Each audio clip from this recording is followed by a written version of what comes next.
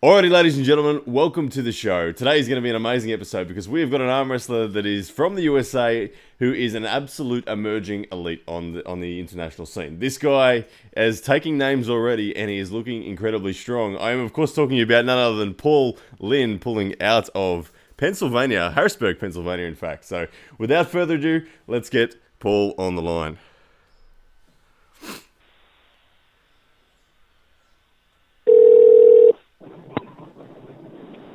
Hey, Ryan. Hey, Paul Linn, how are you, brother? Very well. How about yourself? Very well, mate. Mate, I'm very well. I'm just winding up my last couple of days here before I head over your way into the States. So, man, I'm really well, but how about you? What are you up to? On my way, driving back 2 hours from practicing with Storm. Oh, mate, you're picking the best to train with. Tell me about how'd you go? You pinning Storm these days or what? What's that? Are you pinning Storm these days or what? Am I pinning him? We practice without the pin pad. Oh, very good, awesome. So, well, you got a good crew. Now you're from Pennsylvania, yeah? That's right. Yeah, yep. Harrisburg, Pennsylvania, awesome. Central to the state. Yeah, nice. Now, Paul, for everyone who hasn't yet met you, like for our audience, Paul is an absolute emerging elite in the sport of arm wrestling, mate. Can you tell us a little bit about how you found the sport of arm wrestling and just and kind of the background and how you got so strong as well prior to finding the sport? Sure. So I played, as a young kid, I played just about every sport, and I really zeroed in on football, American football. Yep. And played that through high school, college, and then at the pro level overseas. And when that kind of ended, I went into coaching, and that satisfies a little bit of competitive drive and everything. Yeah. But after 10 years of coaching, it just got to be one of those things where I wanted to look for something where I could actually still be physically competitive. Yeah. Okay. And I kind of not necessarily stumbled upon, but I found the Northeast board that used to be used quite a bit for promoting arm wrestling tournaments. And I got myself an account, and I found a tournament in Pittston, Pennsylvania, run by Tom Nitro Simcoe. A lot of people in arm wrestling know him. He's been around forever. Yep. So I basically just drove 2.5 hours and just showed up. Yeah. And wound up in the novice class and jumping in pros and getting humbled a little bit. But I took third in the pro class. And at that point, I kind of questioned, like, I don't know if this is for me, because when you're starting off, and you remember when you were a kid and you're arm wrestling at a lunchroom table and at a bar, and you never lose, and then you lose and get humbled by a couple of pros.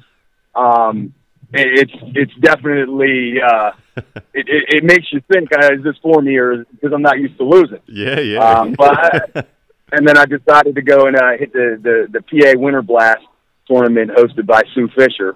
Yep. And at that tournament, there was a lot. It was a huge turnout, and there was a lot of the best from the Northeast. That's where I met Storm and Sam Harris and Jim Bryan and Sean Latimer and all these other guys. And after that tournament, I decided to get a table. So I talked to Ron Klemba. Yep. Ron Klemba and Tim Bresnan were the two refs at that tournament. And I asked Ron if he would make me a table. He said, "You know what? I have one already made. I don't make them anymore. But if you come up, you can get a practice in and grab your table." Yeah, so I drove 5 hours up to Connecticut and practiced with Team Dungeon. And that was, like I said, once again, eye-opening. 4 hours of just getting my ass kicked over and over and then driving home 5 hours with my forearms.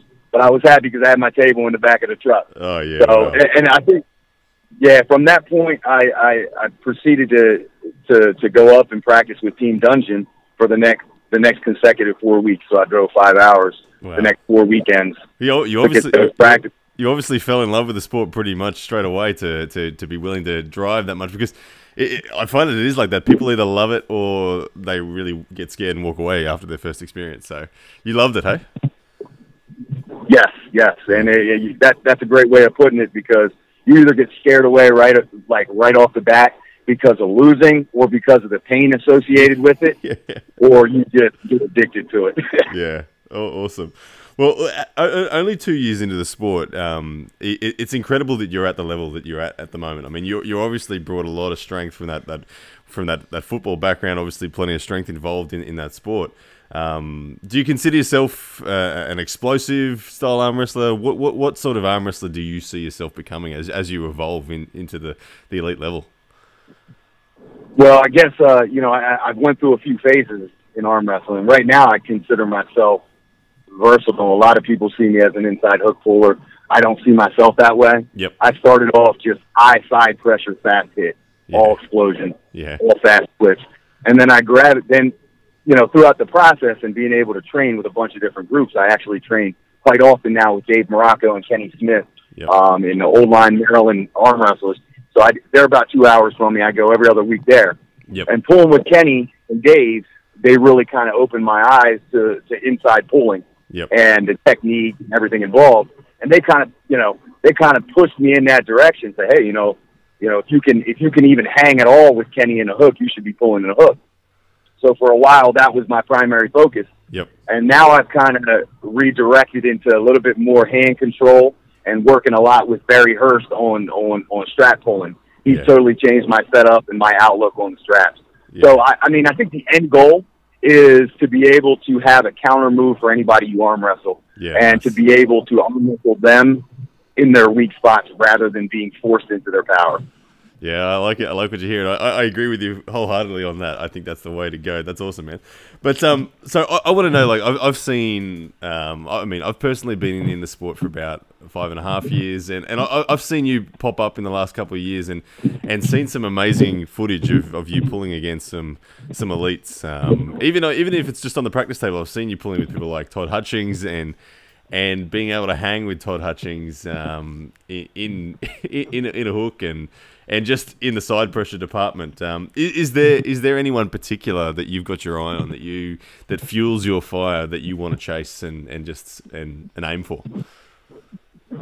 Well, I'm not really a guy. I don't call people out. That's not. I don't get into all that really. I think we all have motivators out there, and obviously, Todd Hutchings is the man. Yeah. Right-handed and even left-handed in the 198 class for sure in this country. Yep. I wouldn't say that I have my targets on him. I like the idea of using him as a gauge as far as certain things. Yep. But I don't have one guy that, hey, I'm going to go get this guy, or I want to call this guy out in a super match.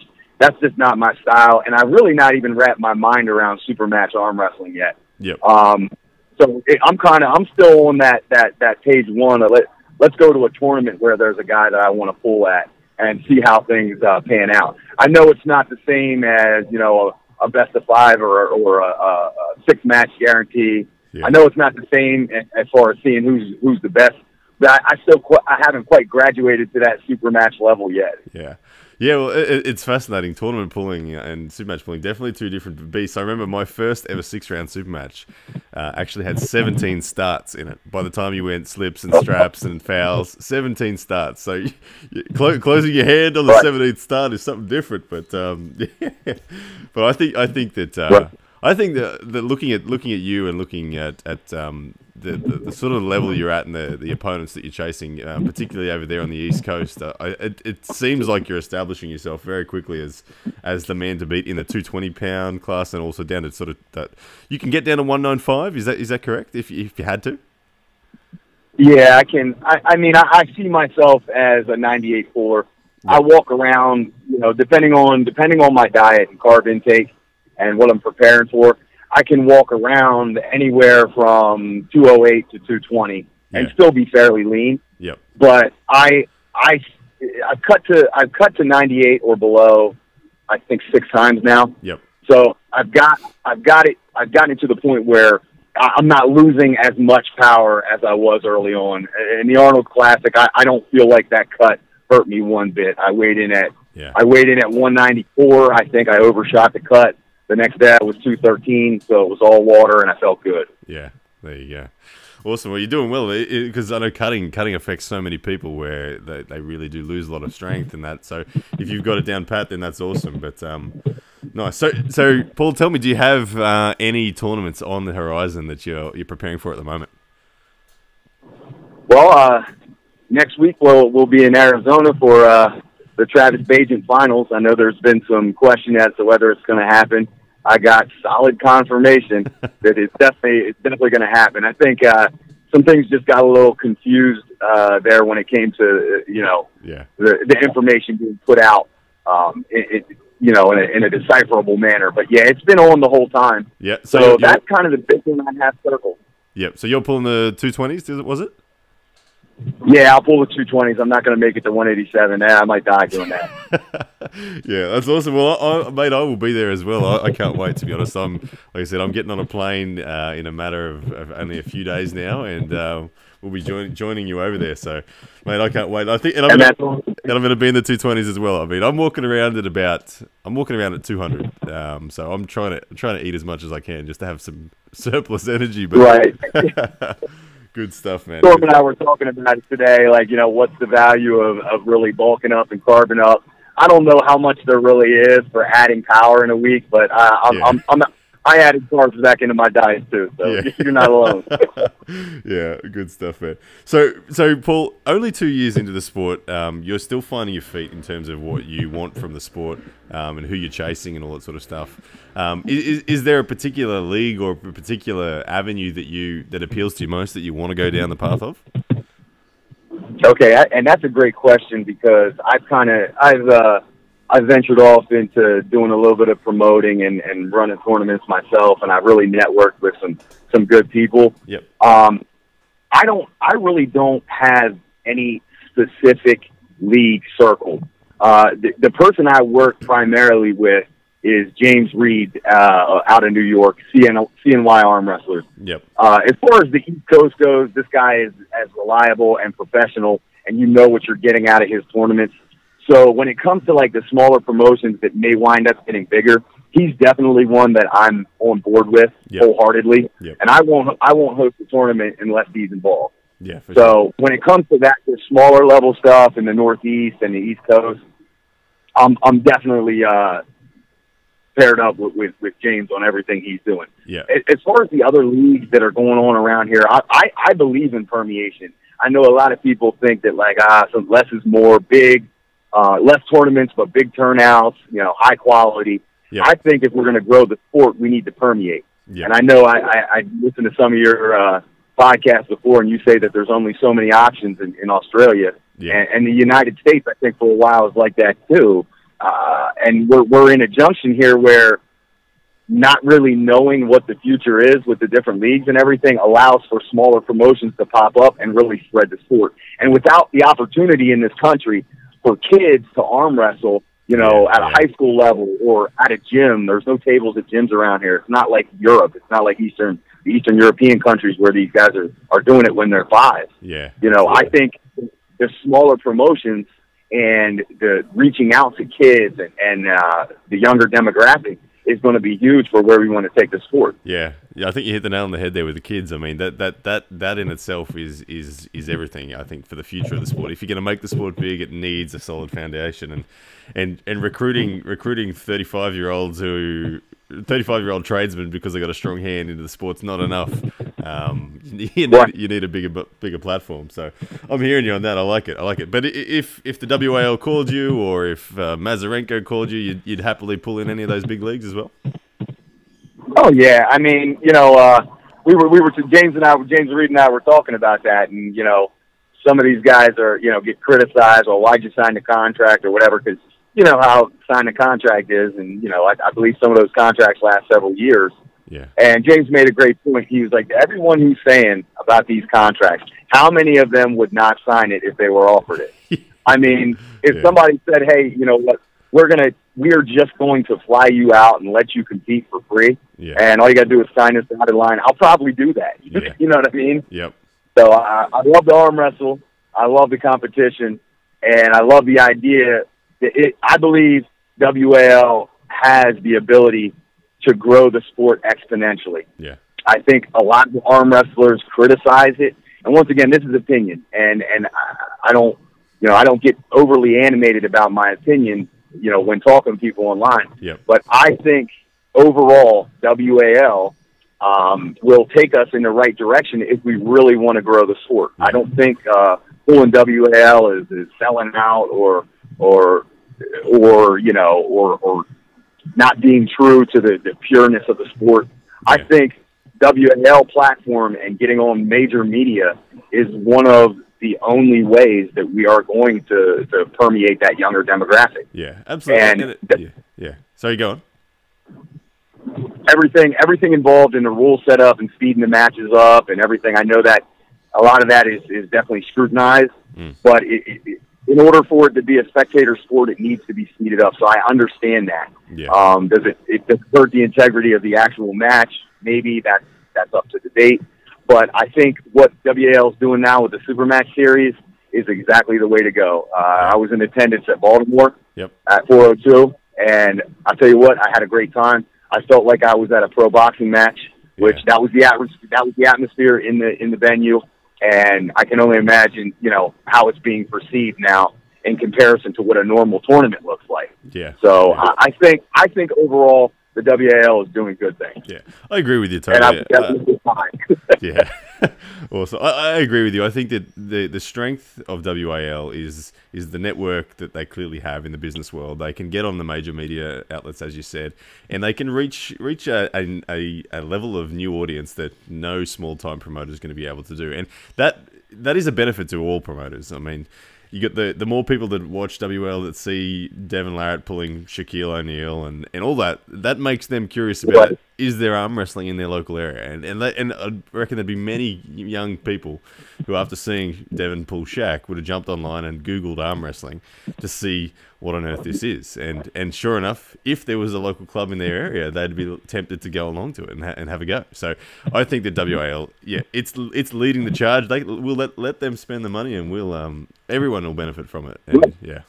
Right, and it's adding legitimacy to the sport, because you get so many people say, "Wait, you arm wrestle? That's a sport?" Yeah. And they say, "Okay, well, why don't you come to practice and see how sore you are the day after, and tell me it's not a sport?" Yeah. So, but when you see it on Turner Broadcasting, or you see it on ESPN3, or you see it on a legitimate network, regardless of the motivation behind it or the way most arm wrestlers perceive it, it still adds a level of legitimacy to the newcomer or to the person who's tuning in. And I think that's huge. And then what the opportunities for the United States to have arm wrestling respected the same way it is in the Eastern European countries are really going to be driven through these large media platforms. And I think that's really the only way. Yeah. Yeah. I'm hearing you. Man, well, I think that you're on a fascinating path. I love hearing your whole story, man, and where you're going. The fact that you've done everything you've done in 2 years, to me, says that you are definitely on the path to being a genuine elite. I think you're on the fringe of elite already, and man, I can't wait to see where you're going next. Is there anything last of all that you want to mention that you're looking forward to on the horizon over the next couple of years, or where to from here, man?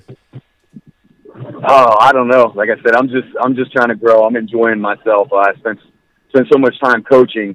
It's nice. I'm blessed to be able to be in the position where I'm the one getting coached. It's very refreshing. Yeah. I'm blessed to have the network of people within a 2 or 3 hour radius to me. I'm blessed to have the support of some of these older arm wrestlers, the Dave Moraccos, and even the Storm Cholinos, the Sam Harrises. They're all within driving distance for me, and everyone has been so helpful. Yeah. I wouldn't be anywhere I don't really acknowledge what level I'm on yet, because to me I'm not there yet. Yeah. But any success that I have had, I attribute wholeheartedly to the people who are willing to answer my stupid questions that I repeatedly ask and take the time to work with me, because that's really where I believe that's where you can gain most rapidly in the sport. Yep. The gym stuff and the workout stuff is one thing, but the knowledge, the understanding of the angles and all the intricacies of the sport is something that the only way you can gain it in a short period of time is put yourself around good people who are not afraid to share their knowledge. Yeah, absolutely. Man, well, I wish you all the best. It's been an absolute honor hearing your story, brother, and I'll be seeing you very shortly in Arizona. Absolutely, brother. Absolutely. I can't wait to meet you. Awesome, man. Well, thank you so much again for coming on the show, brother. Thank you for having me. All right, take care. Alrighty, ladies and gents, there we go. Paul Linn, mate. He to me sounds not only like an amazing guy, but he's incredibly humble as well. And I think he's got a very, very solid platform of support. And the approach that he's taken to the sport seems to be one that is going to set him in very high stead. So, Paul Linn, amazing athlete there. And yeah, as you just heard, Paul Linn and I were both competing in the 220-pound class at the NAL Championships in Arizona in a little less than about a week, about 8 days' time. Oh my goodness. 8 days' time, that'll be on. All right, guys, thank you so much for watching. I'd love it if you could hit like and share on this one. Cheers, guys.